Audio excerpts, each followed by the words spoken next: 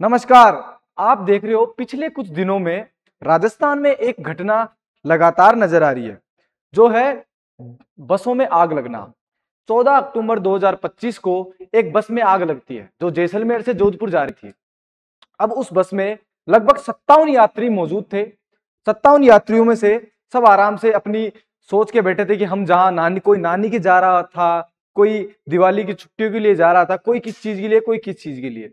सब अपनी हंस खुशी, कुछ बच्चे भी थे उसमें, सारा परिवार, किसी का सारा परिवार जा रहा था, सब बढ़िया तरीके से जा रहे थे। पर एक चीज जो उस एसी में छिपी थी, उस एसी जो निजी बस थी उसकी एसी डक्ट में छिपी थी, जो एसी थी, बस की जो एसी थी उसके अंदर कुछ तार थे। वो तार आपस में भिड़ के और उनमें एक आग लग जाती है। उनमें आग लगी तो बस में पूरी पूरी बस में वो आग फैल गई। अब बस के अंदर क्या था? सामान लोड लोड था। उस बस के अंदर कुछ सिलेंडर्स भी थे, बाइक्स भी थी, पटाखे भी थे। तो ऐसी सब चीजें बस में पड़ी थी। अब जैसे ही वो आग एसी में लगी, एसी के तार आपस में भिड़े और वो आग आग बस में लगी, फिर वो पूरी बस में फैलना चालू हुई। पहले पटाखे फूटे, पटाखे जलने के बाद में पूरी पूरी जो बाइक थी, बाइक में आग लगी, क्योंकि बाइक में पेट्रोल था, पेट्रोल की वजह से आग ज्यादा बढ़ गई। फिर जो सिलेंडर थे वो भी फट गए। अब 57 में से कितने लोगों की मौत हुई? 25 से 26 लोगों की मौत। बहुत ही निंदनीय है और इस बात की निंदा हम भी करते हैं और पूरे न्यूज चैनल्स कर रहे होंगे इस बात की निंदा कि आखिर वो हम जो घटना थी हुई कैसे। और ये जो निजी बस वाले हैं, जो इनके मालिक हैं, इतने बेशरम हो चुके हैं कि वो फिर भी अब ये कह रहे हैं सरकार से कि हमारे ऊपर सख्ती क्यों क्यों की गई है। मैं इस एक बार पूरे पॉइंट पे जाने से पहले एक बार दूसरी घटना के ऊपर में मैं नजर डालना चाहता हूं। जो मनोहरपुर सापरा जो हाईवे है, वहां पे एक टोडी नामक गांव है। उस गांव के अंदर एक बस थी जो उत्तर प्रदेश से निकल के मजदूरों को लेके, जो बरेली और पीलीभीत जिले से थे, उनको लेके आती है टोडी। टोडी लेके आती है। टोल बचाने के चक्कर में उन्होंने क्या किया? कच्चा रास्ता पकड़ लिया। अब कच्चा रास्ता पकड़ लिया, जो निजी बसें होती है, स्लीपर्स, उनकी क्या हाइट वो हद से ज्यादा बना लेते हैं और परमिट है, जो भ्रष्ट जो अधिकारी रहते हैं, भ्रष्ट जो नेता रहते हैं, उनके राज में हो भी जाता है। ये चीजें हुई। और तो जो जिस बस की हाइट ज्यादा थी, जो बस थी, जो टोडी में हुआ, वो बस जैसे टोल 100 रुपए के टोल बचाने के चक्कर में उन्होंने उसमें जो यात्री मौजूद थे 60 से 70, उनकी जान जोखिम में डाल दी और कच्चा रास्ता उन्होंने पकड़ लिया।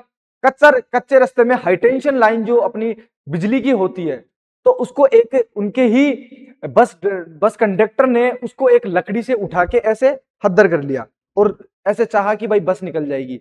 बट हद्दर तो क्या, बट तार था जो आके गिर गया। अब जैसे ही तार गिरा, बस के ऊपर माल चकाचक लोड था, पूरा भरा हुआ था, माल भरा हुआ था। उसके ऊपर बाइक थी, 15-16 सिलेंडर से। अब जैसे ही वो हाई टेंशन लाइन उसके ऊपर पड़ी, करंट लगा, एक बाइक जली। बाइक जलते ही पूरी बस में आग फैल गई। पर एक चीज दोनों बसों में सेम थी कि दोनों में ही एग्जिट गेट नहीं थे।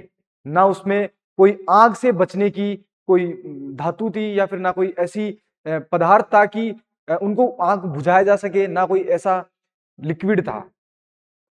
पर जैसे ही वो बस जलने लगती है, लोग सचेत जल्दी हो जाते हैं और जल्दी जल्दी निकल जाते हैं। जैसे आप पीछे तस्वीरों में देख रहे होंगे कि किस तरीके से ये कितनी दर्दनाक घटना थी। 3 से 4 लोग मारे भी गए, जो बहुत ही ज्यादा निंदनीय है, दर्दनाक घटना है।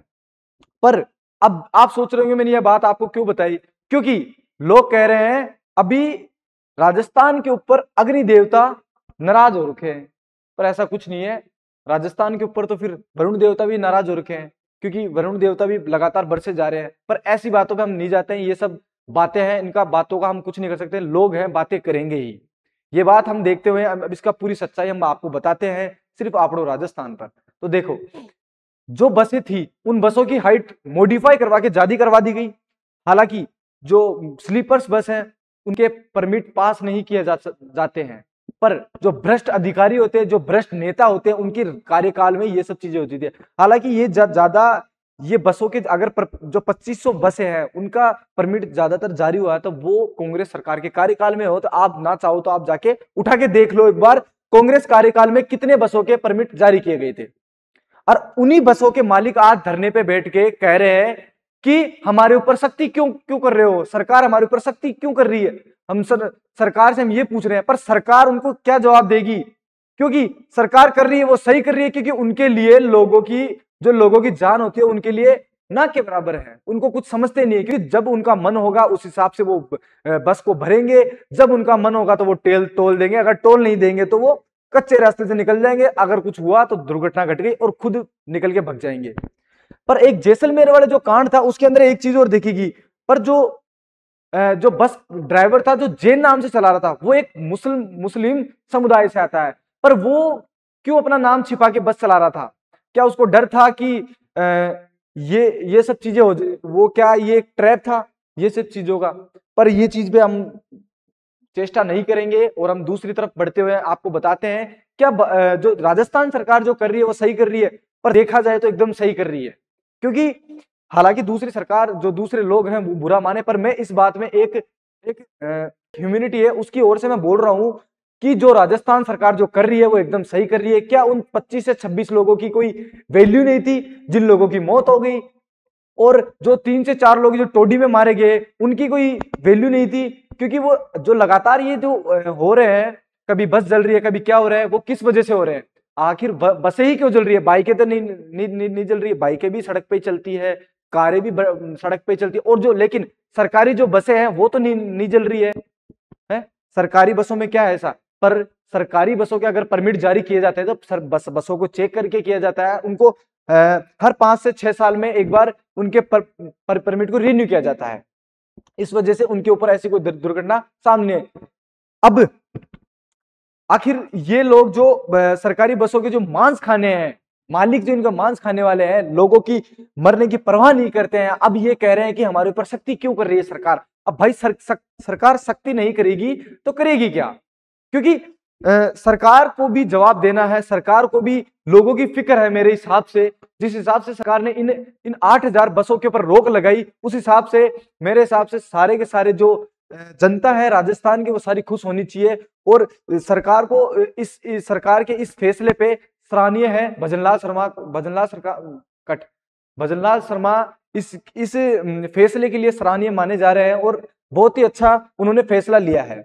अब देखना यह होगा आखिर कब तक इन बसों का जो रोक है वो लगी रहेगी, या फिर ये जो बस मालिक है, बस कंडक्टर्स हैं जो ये हड़ताल पे बैठे हैं, निजी बस वाले, वो क्यों बैठे हैं और कब तक बैठे रहेंगे, और क्या सरकार इनके ऊपर एक्शन लेगी या फिर इनकी बात मान के सब कुछ रफा दफा कर देगी?